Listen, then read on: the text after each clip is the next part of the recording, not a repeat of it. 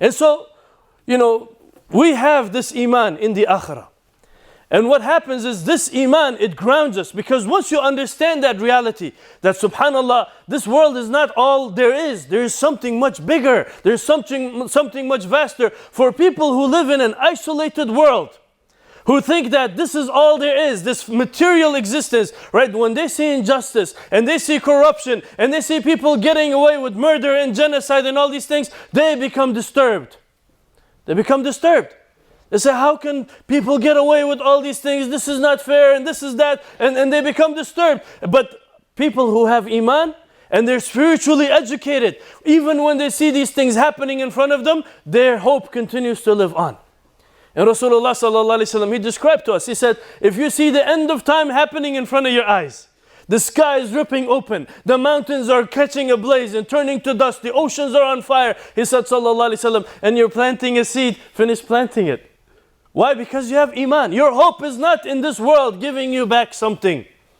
Your hope is on Allah subhanahu wa ta'ala. That Allah subhanahu wa ta'ala, He is the one who rewards without limits. He is the one who gives without limits. And the Prophet sallallahu alaihi wasallam, he was leading Salatul Khusuf one day, and he sallallahu alaihi wasallam started to extend his hand out, and then he got shy, he pulled it back, alayhi salatu wasalam. And the Sahaba, they noticed this. And they said, Ya Rasulullah, we noticed while you're in the prayer, you stretched out your hands and then you pulled it back. What's happening, Ya Rasulullah? Is this something new we have to do? The Prophet sallallahu alaihi wasallam, he said, by Allah, I saw the paradise and the gardens of paradise in front of my eyes. Allah subhanahu wa ta'ala removed the coverings, the veils, and he could see, alayhi salatu wasalam, into the realm that Allah subhanahu wa ta'ala has prepared for those with iman. And he said, I could see paradise in front of my eyes, and I saw its branches and its trees stretched out, and I saw its fruits, and I wanted to reach out and grab some of the grapes and bring it back to you. But then he said, I felt shy.